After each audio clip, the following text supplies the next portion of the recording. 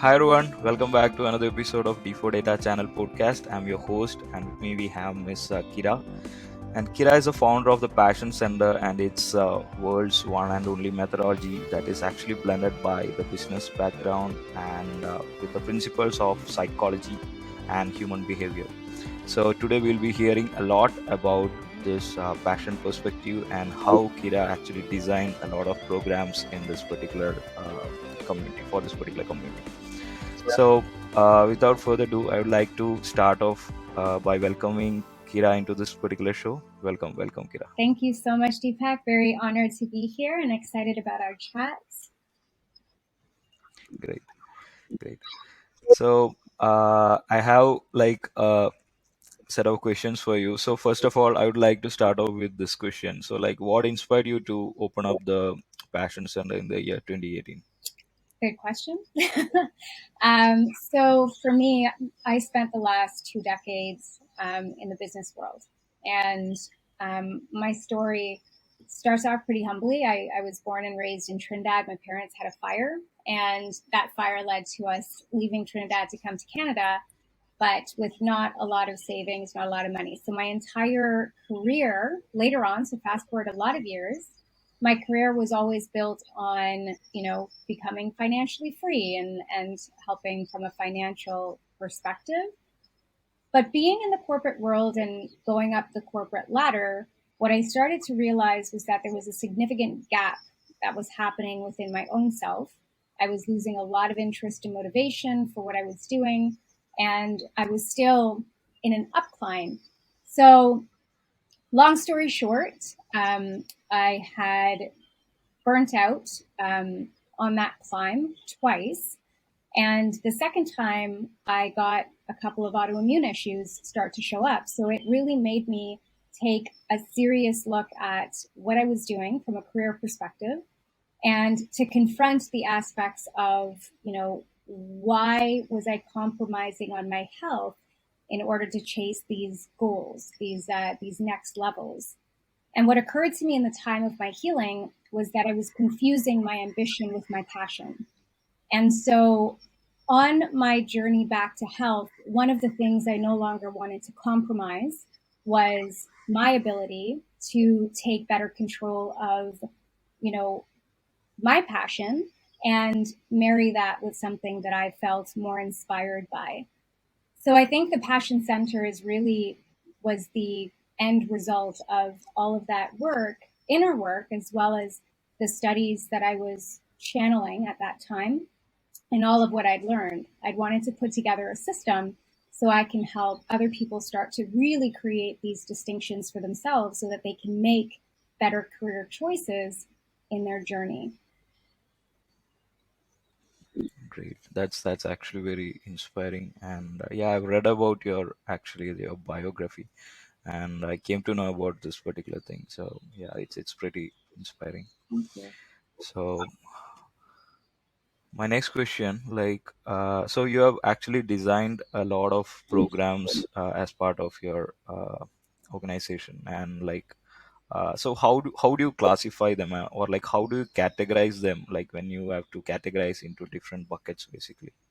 Yeah, so this took a little while to develop. When I first started it, it was around allowing people to have a space to re-educate them on what their passion was, how to identify it within themselves, because that was the first thing that people struggle with.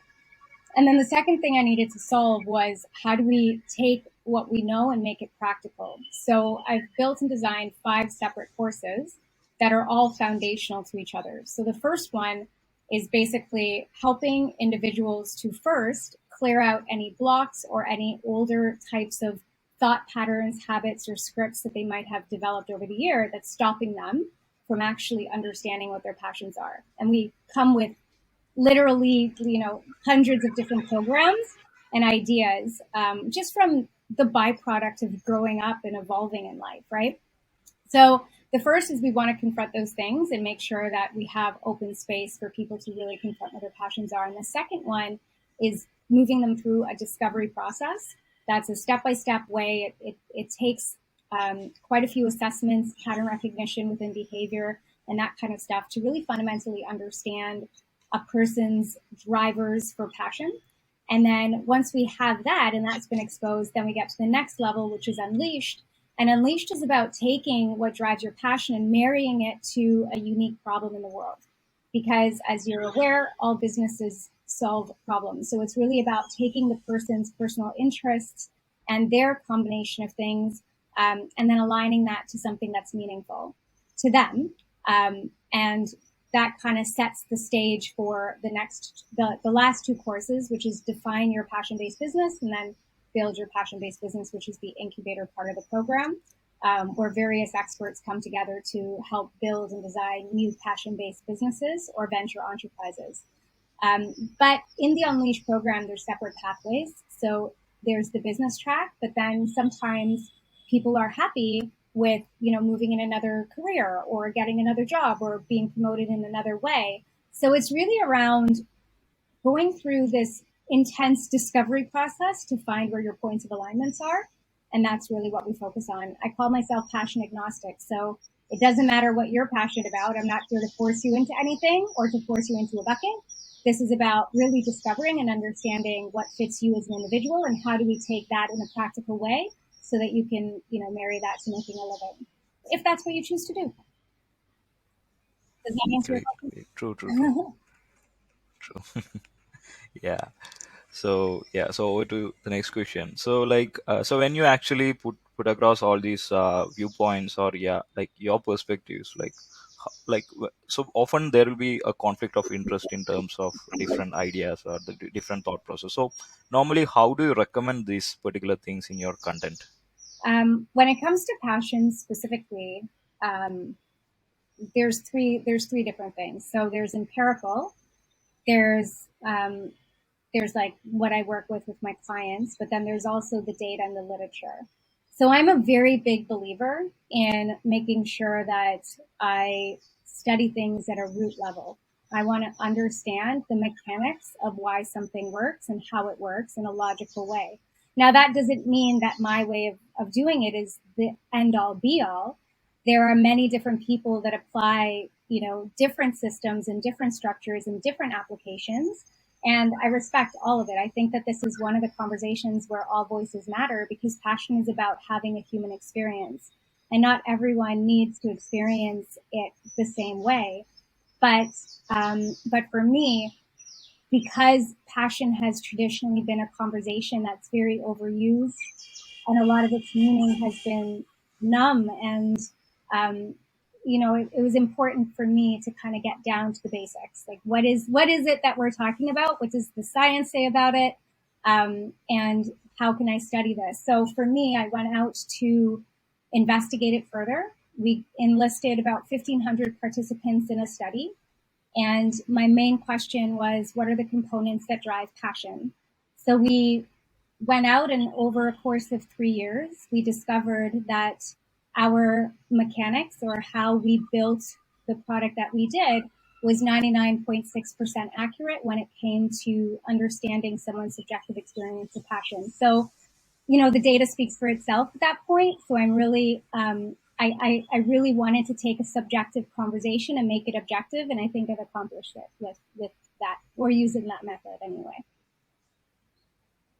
Great, great. I've read about that particular study actually. So it took over the period of 3 years to kind of complete that analysis. Yes, yes. And it's still Okay. going because right now we have 1,300, but I want to get it to 5,000 and then probably 10,000. I mean, there's the more data you have, the more sense you can make of the data. So, it is I want to create over the next few years more of even a sample sizing than what we have today.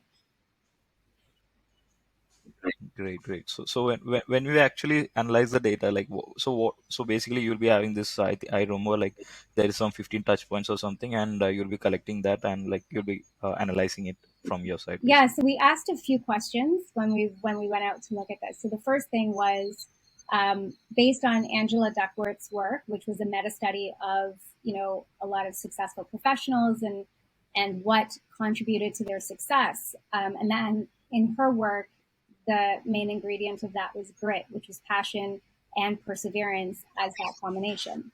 And in it, she gave me the first hint of where to look because she had said that passion is a combination of internal and external things.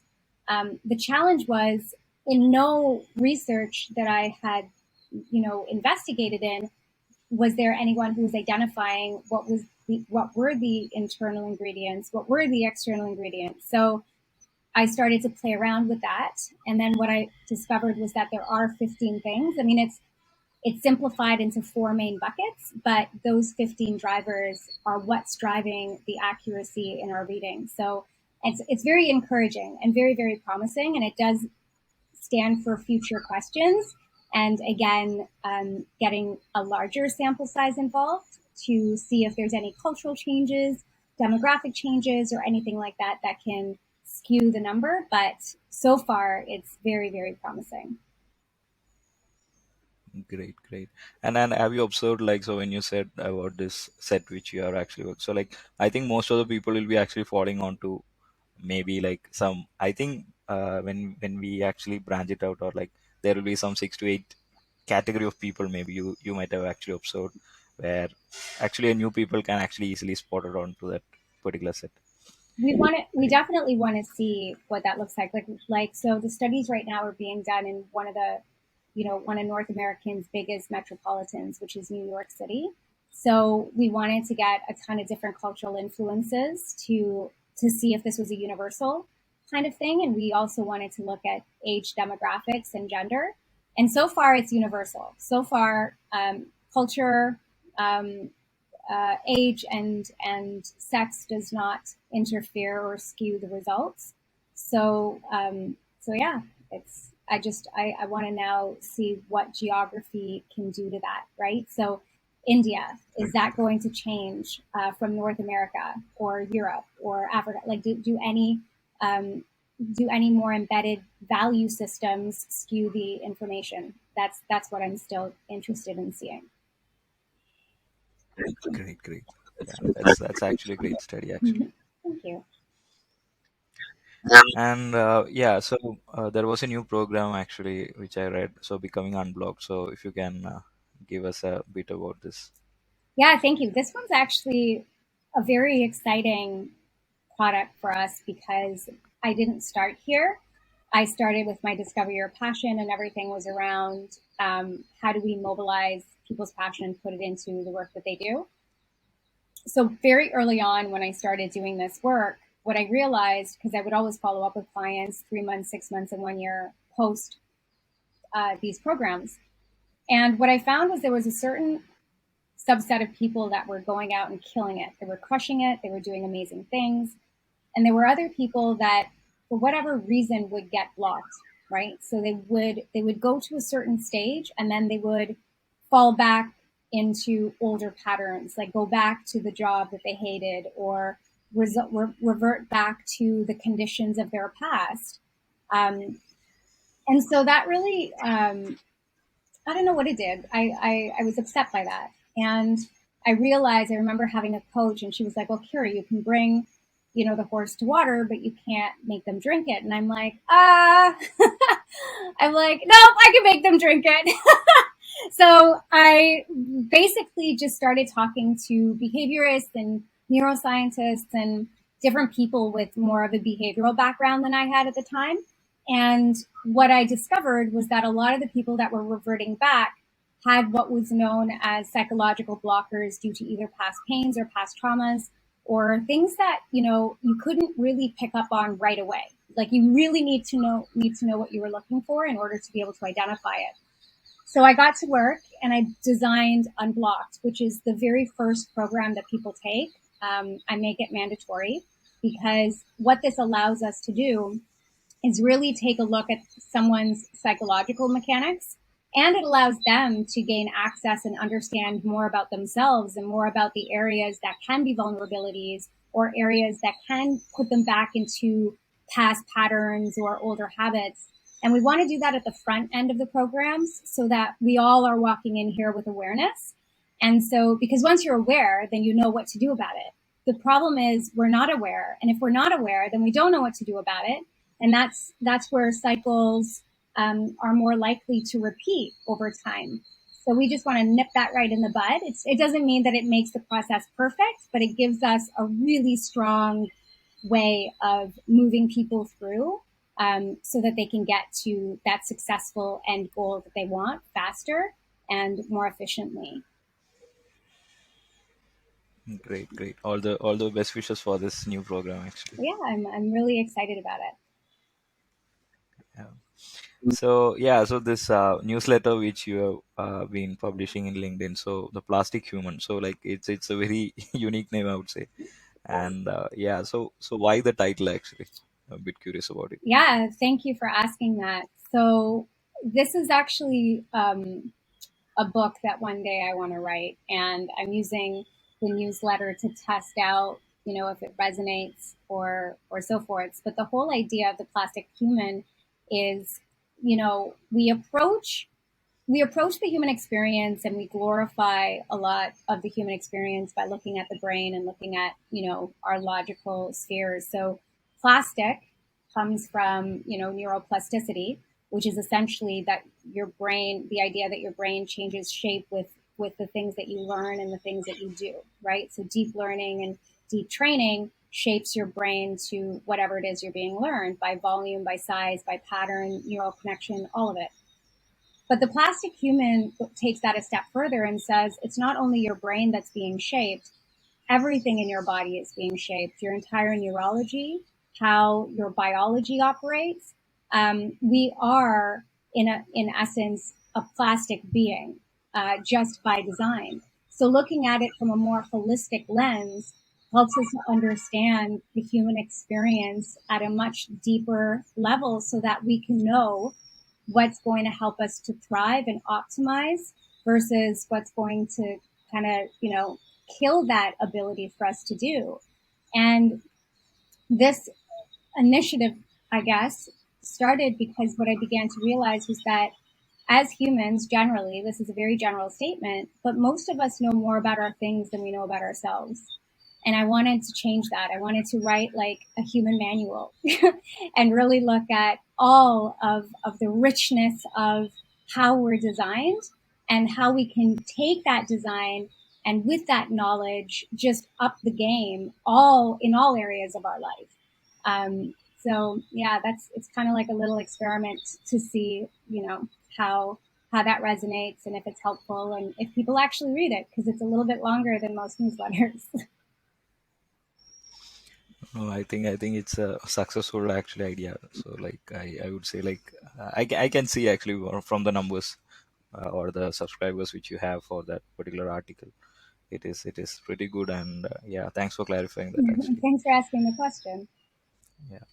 So yeah, so you actually spoke a lot about the passion perspective, and like so now let's kind of understand this particular element of passion versus career. So in often cases, like it's like how to say, I don't know whether it's a win-win situation for everyone, but in most of the cases, if it's happening, then it's very good, I would say. And from your kind of analysis and study, it is clearly telling, okay, people with deep level of passion has succeeded over all the others, basically. Mm-hmm. So when it comes to ambition, like we can purely say like most of the people are driven by ambition, Mm-hmm. actually. Like back in the mind of passion, I think they will be having a strong urge to kind of fulfill something which they really desire. Okay. So like based on your study, like can you tell me, so here you can actually see like we have like the first crucial point as stability. So people often tends to conceal themselves in the safe zone, I would say. Yes. Even when it comes to ambition, even it comes to career, even it comes to even passion, Mm-hmm. maybe people will tend to kind of concise into the stability element. So what did you notice about that particular aspect? So, I mean, stability is very interesting, right? Because biologically, we're designed to take the path of least resistance. Our body wants to conserve energy and it also wants to feel safe. When we feel safe, that's where, our cells start to repair. That's really the optimal zone for humans to be. But overstaying in a sense of stability with very reduced levels of adversity really kills our spirit. We can become very stagnant, and we could move into more of a toxic kind of stability where we no longer are doing new things, or we're not, building the right type of relationship with new experiences that are all there to help, stimulate our neural cells and our bodies, and those types, like our bodies need adversity is what I'm trying to say. So whereas though our body craves stability and safety, it also needs adversity. So it's always this constant tension that happens within the human psyche. And this is what makes humans entirely complex. We're not simple because there's multiple drivers that are driving us in the background.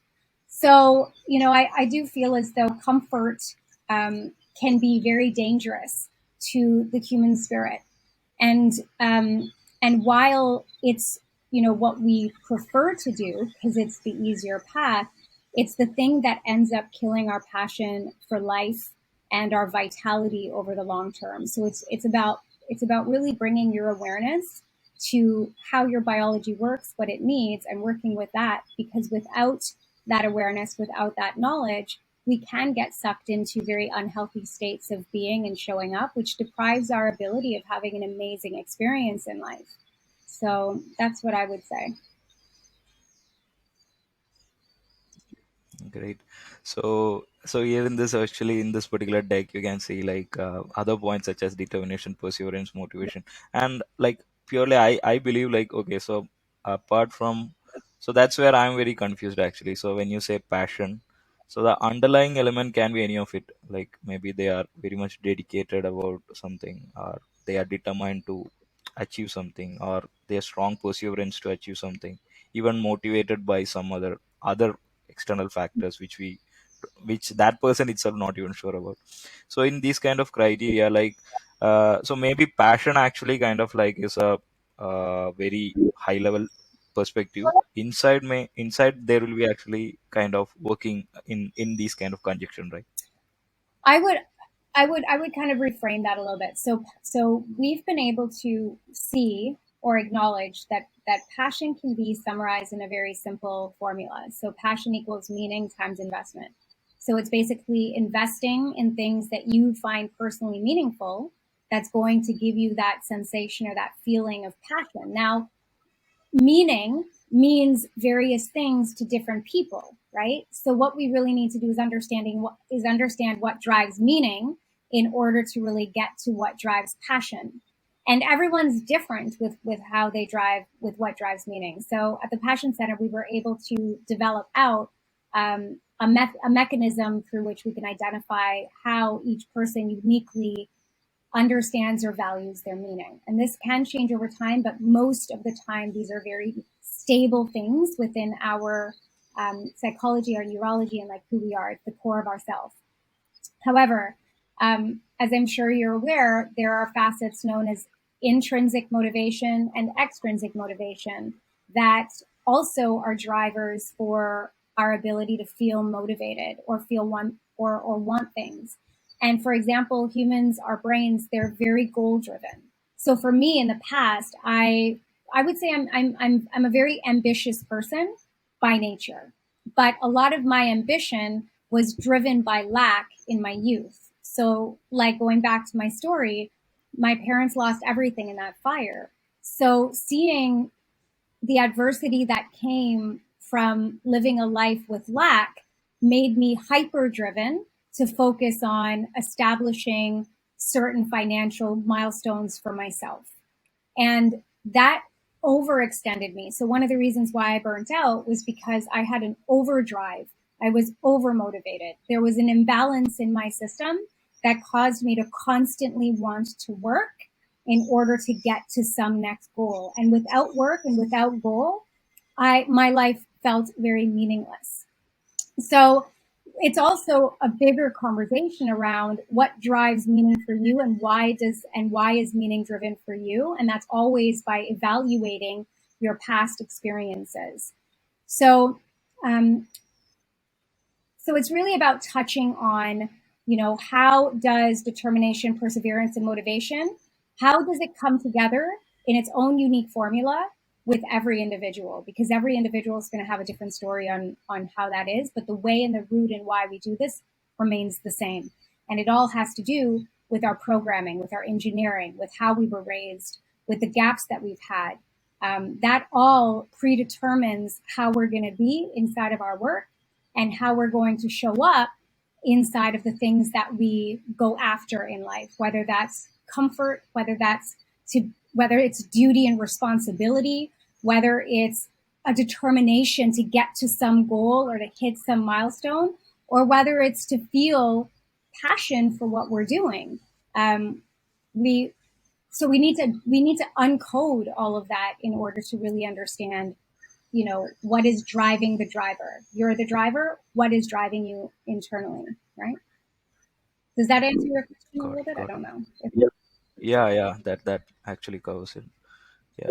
So regarding the second point, so regarding the freedom element, actually, so this is where most of the people actually kind of tend to understand what they are truly Mm-hmm. capable of, and they enjoy the freedom of what they are doing, Yes. basically.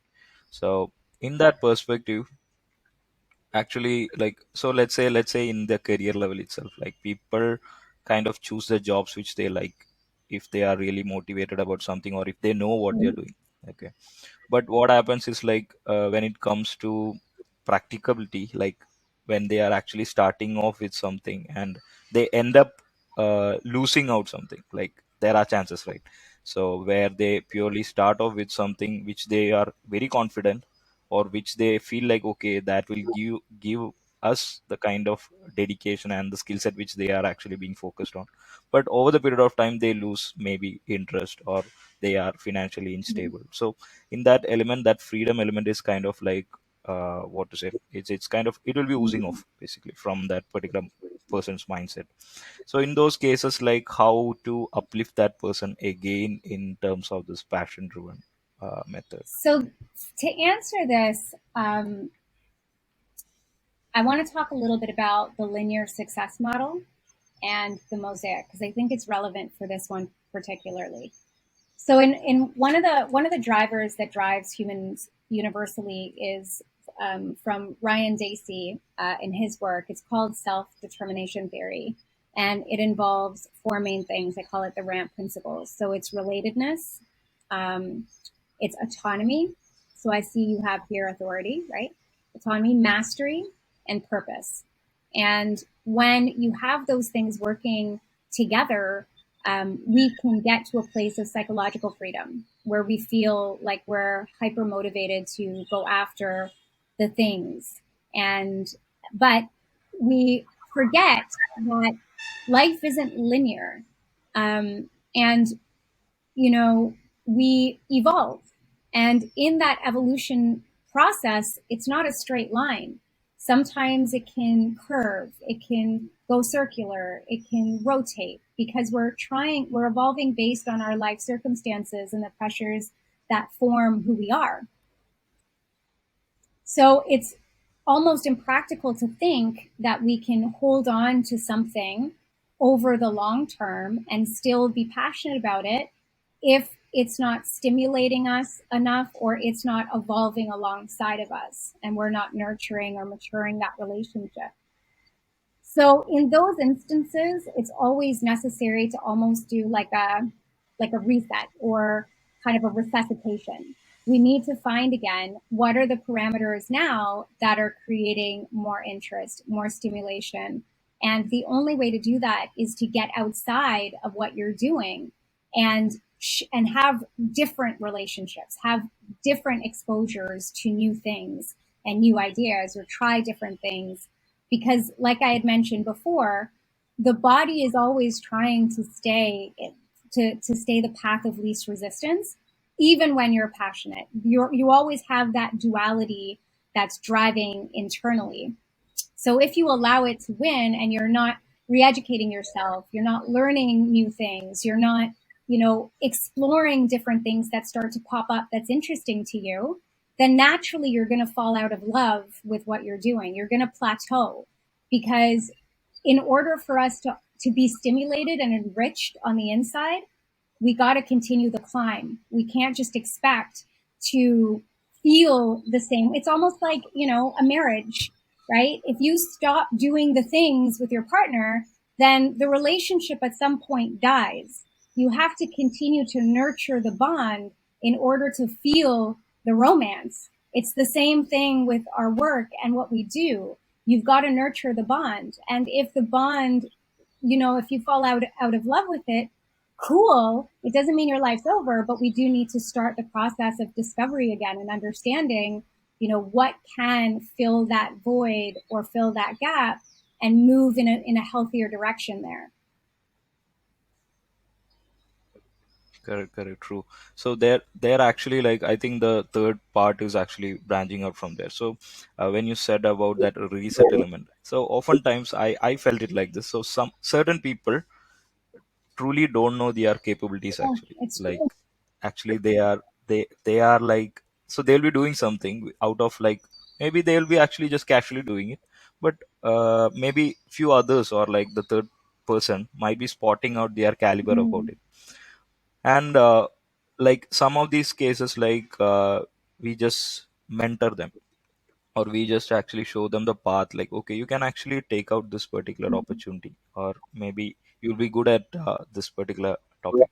So when they start off, or like when they kind of work towards it, slowly they will be passionate about what they're doing at this point.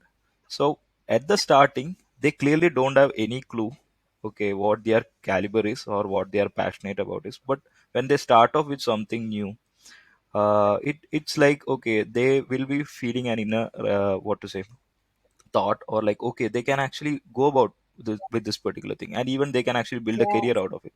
But the problem is like in many cases it will not happen, because like there should be that particular third person who should be mentoring or guiding that Mm. person.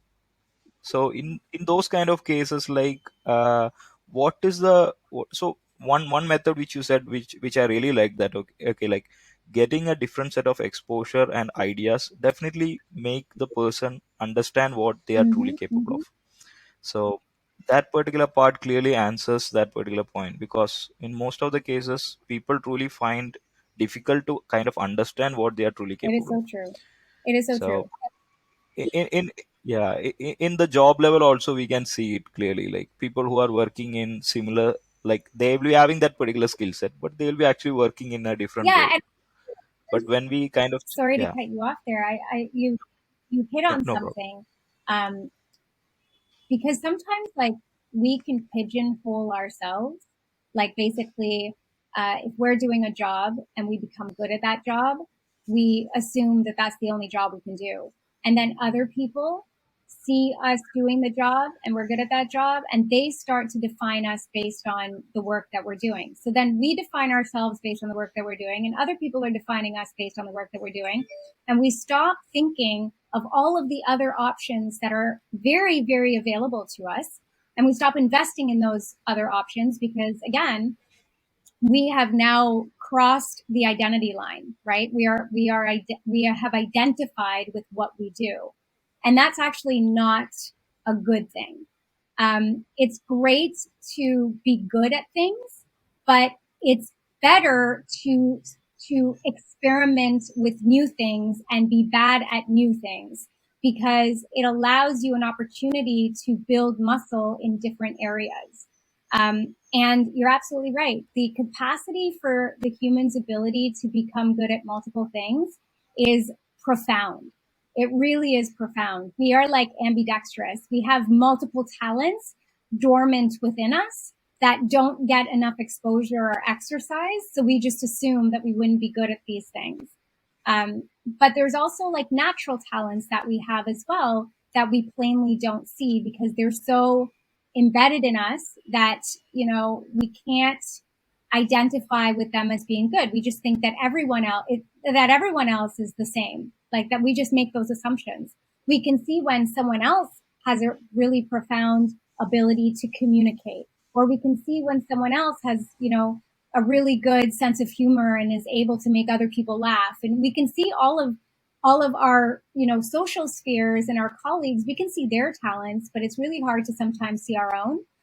And that's why there is assessments on the market that you can use that will help you to break those things down for yourself. That's why coaches are really good, mentors are really good, because it gets you out of your own head that can become very much an echo chamber.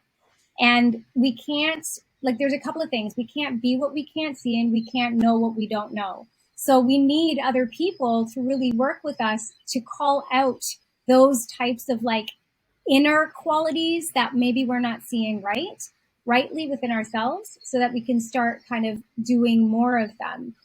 But this is a process. Very clearly, this is a process.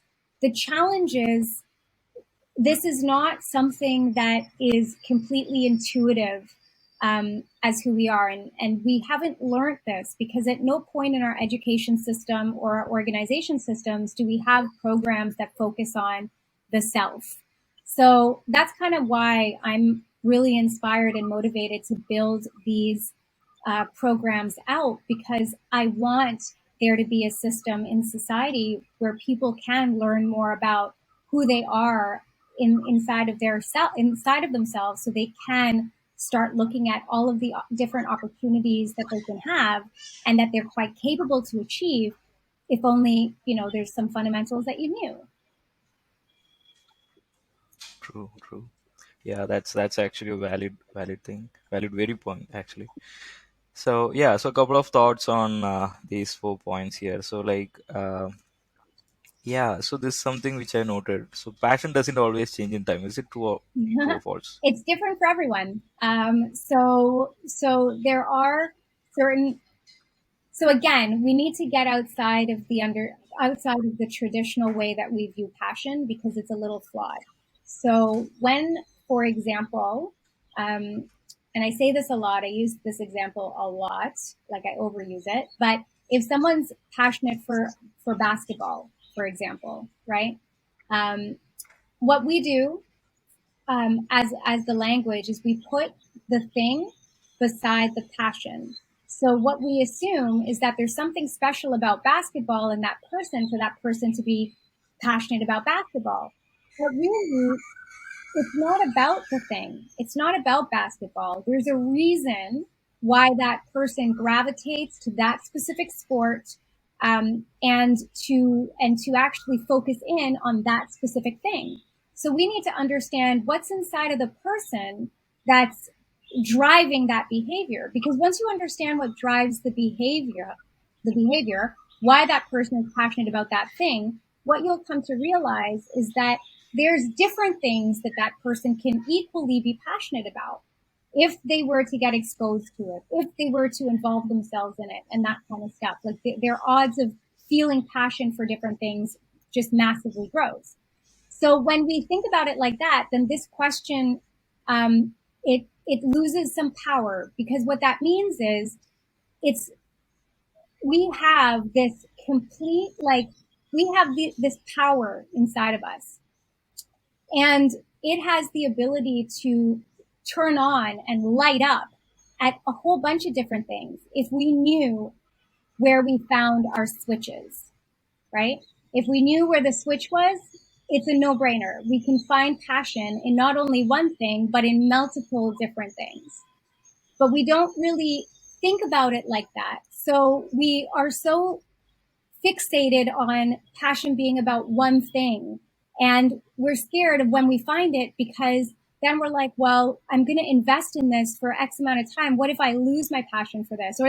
Or some people, when they lose their passion for something, then they get into a depression a little bit, because then they're like, but I was so passionate about it. I don't think I can find this passion again. And it can be very self limiting.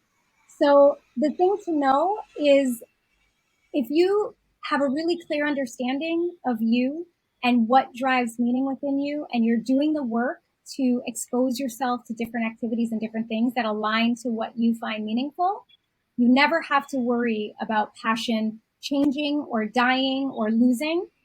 You will always be able to light your own fire at any stage. At least I've found that that's been true for myself, and that's been true for the people that I've worked with.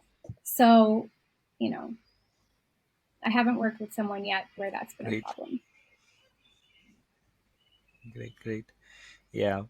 So my next point actually, I don't know why it's called millennials debate. I don't know whether our age group people are actually being confused with this Okay. particular question. Do what I love or what pays. So what do you think about it actually? Like I think like it should be a balance between both of the things in a practical scenario, I would say. But yeah, like what's your take on it? I think that a beautiful scenario for anyone is to be able to marry what they love and be able to make a livelihood out of it. But that being said, I'm a big believer in development and combination. So, what do I mean by that? I think that people go through various stages in life, and at various stages, you're going to have various different types of needs at that stage that you're in. And sometimes you have to make sacrifices. Like these things just, they happen. However, the goal should never be to not pursue your passion, even if you have to work somewhere else and getting paid to do that, right? Um, because it's a really shitty life if you work somewhere that you don't love, and then on top of that you assume that you can't do anything that you do love on the side or in different buckets, right? It's very limiting. So there's so many different ways of making this work for you and for yourself. It's just a matter of finding the right thing for you for right now, and then slowly building on eventually getting to a place where you can do both. Because, like I said, that is the ideal. And where I'm standing now, um, I get to do both, and it is a completely freeing and liberating experience and feeling that I want everyone in the world to have. But there was a point in my life where I wasn't here, and I had to do those things in order to build the right type of structures. I had to do a ton of learning. It was a process to get here, and I don't think that I could be in full enjoyment of this space if I hadn't felt the contrast of not being in this space. It's very easy to take this space for granted if you don't know what it's like to struggle for your dollar and not love what you do. Got it. Got it. Cool. So, yeah, I think the third point we already spoke of about the convenience factor, and so I'm moving on to the next point. So, yeah, so so this is something which I felt. So, oftentimes, like we actually definitely like we all wanted to go with our passion. So, I think like sometimes I think we should have a control over our passion, and I think some other people should have control over our passion because, let's say, I'm very much passionate about destruction. Okay, so in that aspect, like it will never work out. So what do you think about it? And like, is it really possible to control another person's Mm. passion? No, I don't. I don't think it's possible to control another person's passion. Here's what I can say. Here's what I do know. So Dr. Robert Bellarmine, he's a sociologist out in Montreal, Canada, and he's done like well over 300 papers on passion and the sociology and psychology of it. And so, what his studies have revealed is that there are two sides to passion. There's a healthy passion and there's an unhealthy passion. He calls it harmonious and obsessive. And the harmonious kind of passion is the passion that you can control, meaning that it doesn't overtake your life. It doesn't take you away from your family responsibilities, from like taking a shower every day, from eating, from like all of the things that you should be doing to make you a happy, healthy person. And the reality is, some people fall on the obsessive spectrum of passion where all they can do is overconsume the thing that they're passionate about and they neglect other things in the process. So ultimately, if they experience things like failure or disappointments, it hits them 1,000 times harder because they don't have a grasp on, they don't have a balance. Their passion is imbalanced. So, and they say that obsessive passion, from a psychological health perspective or a mental health perspective, um, actually levels out to be the same type of health as somebody with no passion at all. So, harmonious passion is really where we want to get. get our passions to. We want to be able to have a relationship with it, to love it, but not have it dominate everything that we do. And that takes intention, and it takes understanding how we're living our life and building the right habits and structures for ourselves so that we can sustain that passion over the long term without burning out, or worse, destroying our relationships and the people that we love in the process. Got it. Got it. Yeah. So I think that covers all my questions for today, actually. So big thanks to you for answering all of it and shedding some light on what you actually do in your passion center and about your programs, especially. So, what is the next initiative and like what you are looking for, Sorry? actually? No, I was just asking like what is the next initiative and what you are actually seeking for in your passion institute. What's next for the Passion Institute? So Exactly. right Yeah. now, we are launching our Unblocked program. So that starts March 21st. And we have certified instructors that's teaching the course right now. So I'm really excited about that. And I think this year it's just about creating, ramping up our incubator, making sure that we're producing passion-based businesses out in the world that are basically funded by passion-based founders.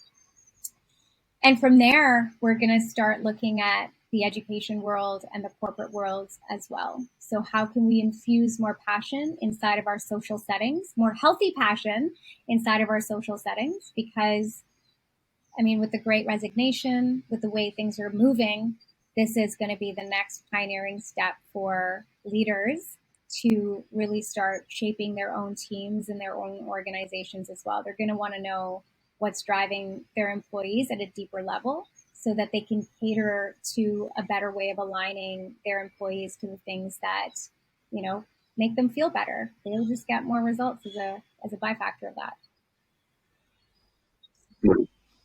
Great. Great. Yeah. Thanks, Kira, for actually giving us so much details about these things, basically, and it's very helpful actually to understand all these points because most of the times we just run around without understanding what's actually lying within ourselves. So it's kind of like time to understand what exactly residing in us, and then reflect on what we can do truly to kind of like leverage our own passion to kind of drive what we can actually what to say we can actually get into it or like build a career out of it or even help others basically to do Yes. this kind of stuff. Yeah, so big thanks to you, Kira, No, and thank you so yeah, much, Deepak, for having me and for your wonderful questions. It's been a pleasure. thank you. Thank you.